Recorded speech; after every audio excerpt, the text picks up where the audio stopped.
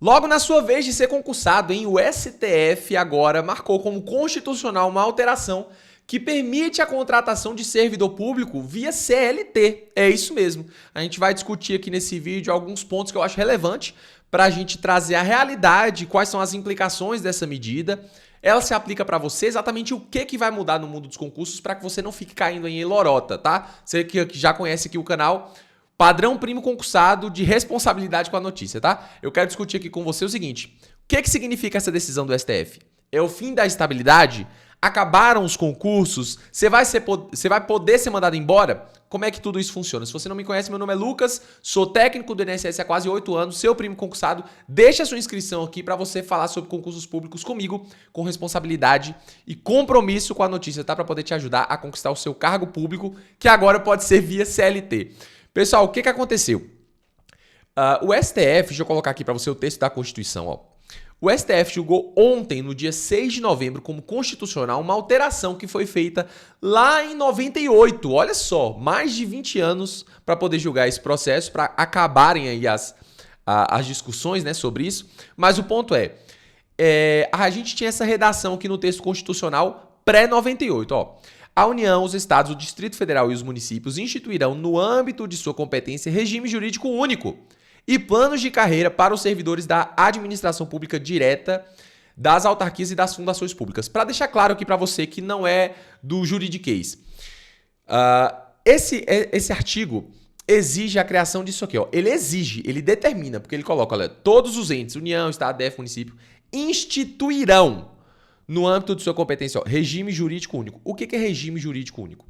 É o Estatuto do Servidor Público Federal. Aliás, o federal, ou estadual, municipal, distrital, enfim, abarca todos os entes aí federativos, né? Então, o que acontece? Até isso aqui está valendo, né? Até o momento que isso aqui está valendo, cada ente deve criar um conjunto de regras, que é chamado de regime jurídico único, tá? Um conjunto de regras é como se fosse a CLT, para ficar fácil, CLT do servidor público.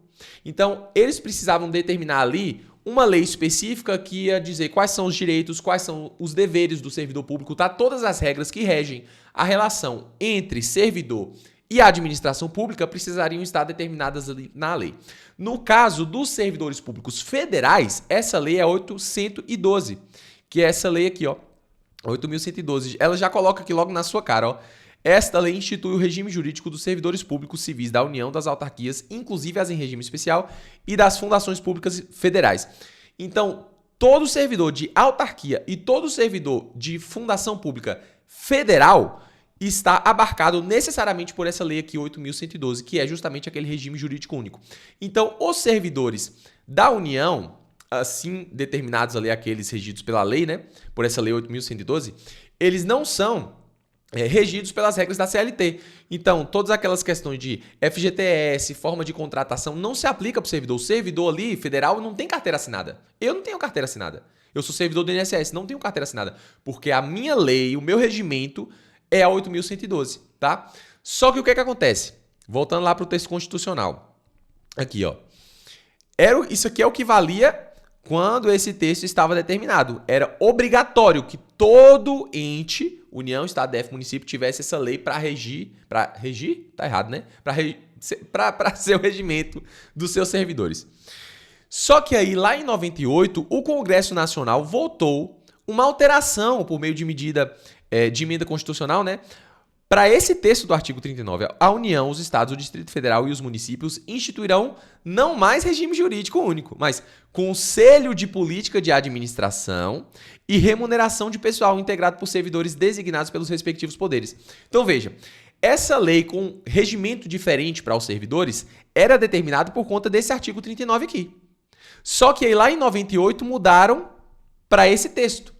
Isso aí ficou em vigor entre 2000 e 2007, só que o STF suspendeu os efeitos disso para poder discutir, porque havia um pedido ali de alguns partidos políticos alegando que essa medida era inconstitucional, porque o rito de emenda constitucional não tinha sido seguido. Tá? Se você não se lembra ou se você não conhece, toda emenda constitucional tem que ser votada para ser aprovada, né, tem que ser votada pelo menos por 3/5 dos parlamentares, tanto na Câmara dos Deputados quanto no Senado Federal, em 2 turnos. Então, alegaram alguns partidos políticos que isso não tinha acontecido para isso aqui. Tá? Então, a partir de 2007, os efeitos disso aqui ficaram suspensos. Então, por isso que até o momento, até ontem, até o STF dizer que tudo bem essa medida, estava valendo esse texto aqui de cima, ó. Tá? Então, todo mundo aí que era servidor de União, Estado, DF, município, pelo menos em tese, tinha ali o seu regime jurídico único. Né? Eu digo em tese porque muitos municípios não instituíram. Mas, enfim. Só que agora, com a declaração do STF de que isso aqui é constitucional, veja, foi uma alteração feita pelo Congresso Nacional. O STF apenas falou, ó, tudo bem, a gente não vai se meter nisso aí.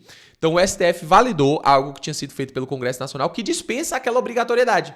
Então agora não será mais necessário esse regime jurídico único. E por que que isso é ruim? Eu já coloco aqui para você que é ruim. Porque é justamente no regime jurídico único que você tem definida aí a estabilidade do servidor.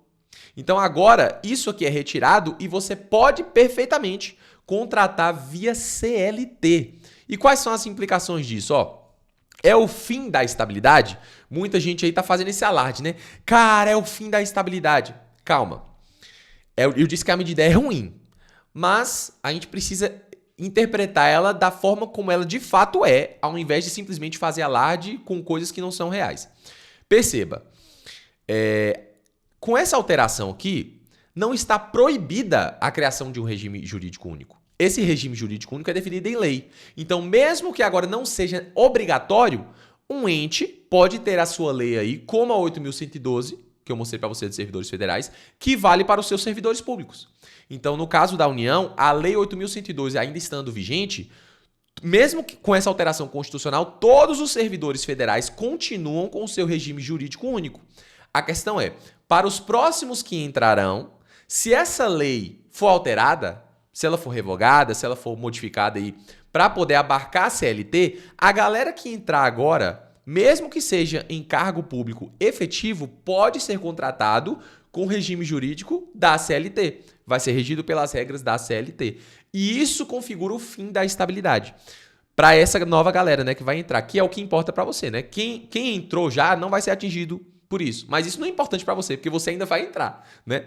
Então, pessoal, a estabilidade do servidor público é muito importante. Eu sei que tem uma galera aí que fica discutindo a estabilidade é só para o servidor sentar na cadeira e falar assim, beleza, agora daqui ninguém me tira, posso fazer o que eu quiser. É uma ignorância absurda pensar isso, porque veja, eu tive um colega que ele estava me relatando que ele recebeu já ligação de gabinete de deputado para pedir favorzinho, tá? Que não é um favor legal. Tá? Mas ele recebeu, não, porque já fizeram aquela pompa, né? Não, que é do gabinete do deputado tal, nós estamos querendo que você faça isso aqui pra gente. Ele falou, eu não posso fazer isso. Isso que você tá me pedindo é ilegal. Ele sofreu uma ameaça assim, não, mas você sabe quem é que tá pedindo? É o deputado tal, então já querendo, né? Aquela cartada da autoridade ali. Ele falou, amigo, eu sou servidor estável. Eu não tenho qualquer obrigação, qualquer rabo preso com vocês pra poder pedir o que você tá fazendo, não. Falando pra mim, não. Não vou fazer. E vocês não podem fazer nada contra mim. Então veja, é para isso que a estabilidade existe. Para que você, servidor, não vire uma massa de manobra ali que só age de acordo com o que o governo quer, senão você é mandado embora. É por isso que é importante a estabilidade do servidor. Então assim, é um retrocesso porque é a perda de um direito. Então agora o servidor não vai ter mais estabilidade desde que o governo queira contratar ele via CLT, né? Então se as leis forem revogadas, se o governo chamar aí agora por CLT, estabilidade você não tem. Mas, vamos voltar aqui para a nossa lógica. Ó. Como eu falei, é o fim da obrigatoriedade. Então a administração pública agora vai decidir. Eu posso manter a lei que eu tenho hoje, ou posso criar uma lei definindo um regime jurídico para os meus servidores. Mas eu também tenho a possibilidade de contratar pelo menos algumas carreiras, enfim, da forma como eu quiser, eu posso contratar aqui via CLT, desde que eu tenha lei que determine exatamente como tudo vai ser. Então assim, não é essa mudança que feita e pronto agora, todo mundo vai ser contratado via CLT. Não é isso, tá? Aqui tira a obrigatoriedade, só que todos os regimes jurídicos que estão previstos em lei, como o caso da 8.112, continuam valendo. Até que alguém resolva lá no Congresso Nacional, né? Resolva tirar isso aqui de vigência. Resolva alterar essa lei, mas tem que ser de iniciativa, inclusive, a lei do Poder Executivo. Então tem que ter alteração Aliás, tem que ter vontade política do Poder Executivo para iniciar um processo de lei que vai revogar a lei atual, vai criar uma nova, enfim. E tem que ter a vontade do Congresso Nacional de validar essa lei. Tá? Então, você tem todo um processo aí até que isso esteja efetivamente em vigor. Tá? Se for do interesse do governo. Agora, não necessariamente será. Porque, veja, a contratação via CLT é muito custosa. Você já parou para pensar porque muita gente aí não contrata via CLT, não contrata empregados? Já ouviu falar de pejotização? É quando a empresa resolve contratar uma outra empresa, terceiriza o serviço ao invés de contratar um empregado. Por quê? Porque a tributação em cima de uma contratação via CLT é muito alta. FGTS, se eu não me engano, é 8% que você tem que pagar em cima do salário. Agora, isso é tirado do empregador, não é no contado do salário do empregado. O empregador paga ali o FGTS por fora, algo que ele mesmo tem que pagar, sobre o total da remuneração que ele paga ali para um empregado. Então, se isso for jogado lá para o serviço público, isso encarece o processo de contratação. Então, você tem esse ponto. Não necessariamente será interessante para a administração pública também. Beleza? Ponto aqui, outro para a gente conversar. Ó. Acabaram os concursos, então agora vai ser via CLT? Não é porque é via CLT que vai ser só uma entrevista de emprego, pessoal. Concurso público continua sendo a porta de entrada para todos os cargos e empregos públicos, tirando ali os comissionados, né? Mas concursos públicos de título, de provas ou provas e títulos continuam acontecendo. Essa é a regra, tá? Vai ser exatamente, já puxando esse ponto 4 aqui, exatamente como acontece, por exemplo, no Banco do Brasil, nos Correios. Você é regido pela CLT depois que você entra, mas para você entrar, você precisa ser aprovado no concurso do Banco do Brasil, da Caixa, dos Correios, enfim. Não à toa, pessoal, olha, são os 3 concursos maiores do Brasil. Os Correios agora pegaram com 1,7 milhão de inscritos, se tornou o maior concurso da história. O pessoal fala que perdeu para o CNU, né? Ficou em segundo lugar, mas o CNU é um concurso que abarca diversos órgãos, então eu nem contabilizo ele. Concursos assim, para um órgão só, para uma empresa só, cara, o maior da história é os Correios com 1,7, CLT. O segundo maior é do Banco do Brasil, se eu não me engano, foi com 1,5 ou 1,4, não me lembro exatamente. Também recorde CLT. E Caixa é o terceiro, CLT. Então é tudo CLT. Você acha que são empregos ruins? Você acha que o pessoal não quer trabalhar, não tem gente querendo? Velho, são os concursos mais concorridos, porque são boas carreiras. Tá? Dessas 3 aqui, a piorzinha é o de carteiro, no caso dos Correios, né? Mas Banco do Brasil e Caixa são carreiras boas, né? Pagam bem, você consegue subir lá, enfim. Então, não é porque é CLT, pessoal, que vai deixar de ter concurso e nem que você vai ser mandado embora quando você quer.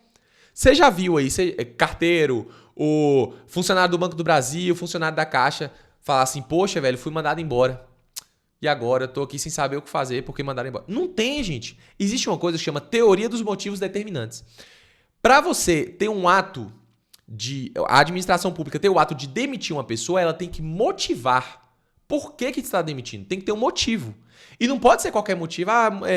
Vou demitir aqui porque não gostei da cara dele. Não. Tem que ser um motivo válido. Tipo, o cara tem que ter feito uma besteira, tá? Tem que ter tido uma atitude que vai necessariamente gerar demissão.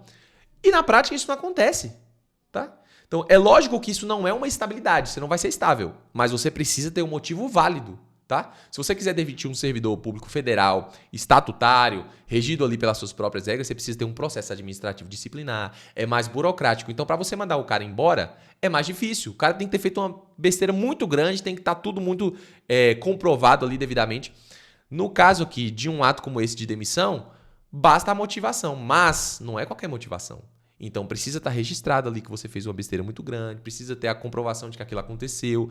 Então, não é fácil também sair. De novo eu pergunto, quem você já viu que é um empregado público e fala assim, poxa, eu fui mandado embora sem qualquer motivo? Não tem.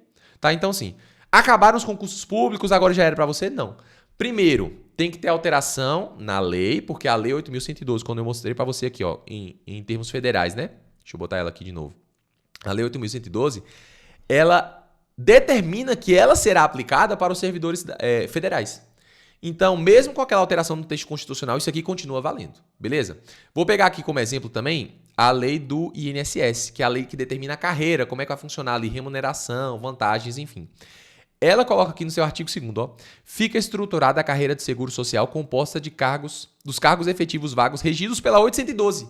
Então, ela já toma para si a 812 ali, ó, é ela que vale pra gente, tá? Então, perceba, para você ter uma alteração, por exemplo, na carreira do INSS, você precisaria ter o fim da 812, tá? Precisaria consignar que a lei 812 não vai ser aplicada e você precisaria ter alteração aqui nessa lei, tá? Da carreira do Seguro Social. Então, não basta essa alteração constitucional e pronto, agora todo mundo CLT, não. A regra ainda é a contratação via estatuto, via regime jurídico único, próprio, tá? Então, não é a pior coisa do mundo. Agora, de fato, é um retrocesso, é ruim, a medida é péssima, porque tira essa estabilidade, essa segurança que eu falei aqui pra você, nesse exemplo, do meu colega, que ele pôde negar ali tranquilamente, pôde bater no peito ali, o cara pode ser o político que for.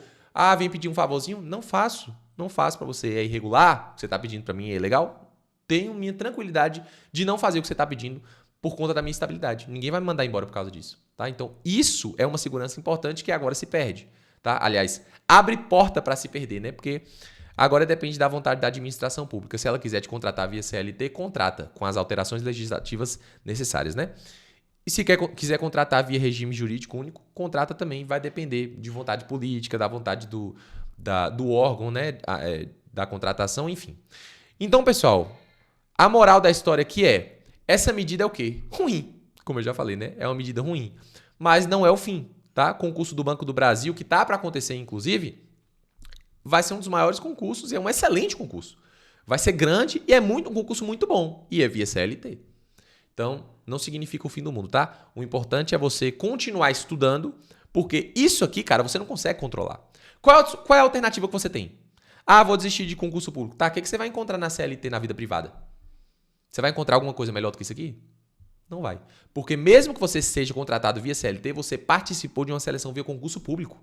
Ninguém te tira só porque quer. Não vai acontecer com uma empresa privada. Ah, me mandaram embora só porque, sei lá, não gostaram da minha cara. Não existe isso. Não existe isso no serviço público. Você entrou como empregado público via CLT, né? Ou servidor público agora, né? Enfim. Você tá como via CLT, mas você entrou via concurso público. Não fazem o que querem com você. Não é assim que funciona, tá? Então, eu queria trazer para você essa perspectiva, tá? É uma decisão ruim, mas a gente precisa botar os pingos nos is devidamente como a medida é. O que você achou? Deixe aí nos comentários pra gente debater. Não esquece de deixar o seu like no vídeo para que o YouTube entregue esse vídeo para mais pessoas, pra gente informar exatamente a real sobre essa mudança, né? A gente continua esse debate aí nos comentários. Um grande abraço. Fui.